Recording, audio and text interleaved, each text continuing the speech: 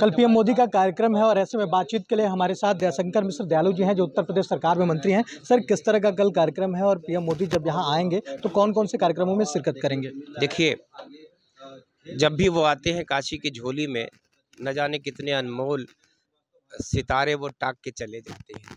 कल पहली बार काशी को एक अंतर्राष्ट्रीय स्तर का क्रिकेट स्टेडियम उन्होंने जो सौगात दिया है। दुनिया के सारे बड़े क्रिकेट के आयोजन काशी में होंगे। काशी में एक पुराना जो स्टेडियम था, जो बहुत ख़राब स्थिति में पहुंच गया था, उसको उन्होंने मॉडर्न एकदम नए रूप में, जिसमें कि दर्जनों ऐसे खेल होंगे जो इंडोर खेल होंगे, बहुत सारा उसमें अन्य सुविधाओं से युक्त वो स्टेडियम बन रहा है। तो कुल मिला के कल काशी की झोली में ये जो सौगात है, ये तो अलग है। वो महिला आरक्षण बिल पारित होने के बाद प्रथम बार अपने संसदीय नगरी काशी आ रहे हैं और काशी की महिलाओं ने उनके लिए विशेष तौर पर स्वागत का कार्यक्रम रखा है, जिसमें शामिल होंगे संपूर्णानंद संस्कृत विश्वविद्यालय में।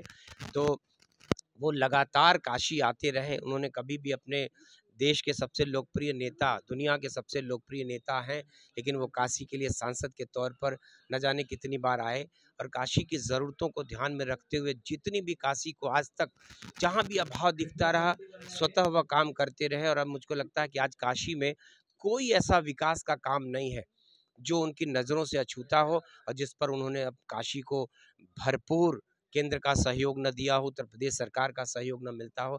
आज काशी नगरी, सच में काशी नगरी अपने पुराने वैभव में, जो दमकती नगरी थी काशी की, जो दुनिया की ऐतिहासिक नगरी है काशी, वो अपने अतीत के वैभव को फिर से सजा संवार रही है। सर, रुद्राक्ष कन्वेंशन सेंटर में भी कोई कार्यक्रम है? किस तरह का वहाँ कार्यक्रम है?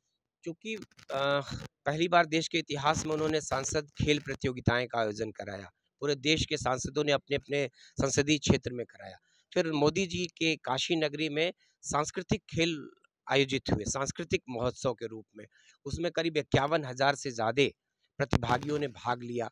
उन सारे प्रतिभागियों में जो पुरस्कृत होने वाले हैं, जिन्होंने प्रथम द्वितीय तृतीय स्थान पाया है, उनको सम्मानित करेंगे।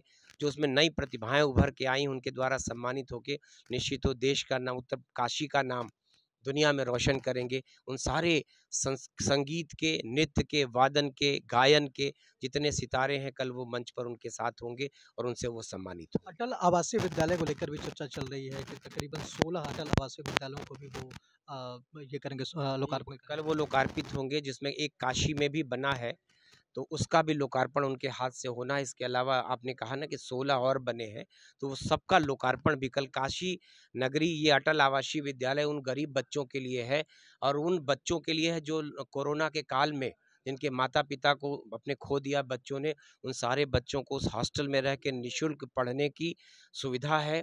और वो गरीब बच्चे जो जिनके परिवार आर्थिक रूप से बहुत कमज़ोर हैं, पूर्वांचल के उन बच्चों का एडमिशन हुआ है। 1000 बच्चों का काशी में लक्ष्य है। तो इस तरह से सोच लीजिए कि हर विद्यालय में इतने बच्चों का भविष्य बनेगा, सुधरेगा, संवरेगा।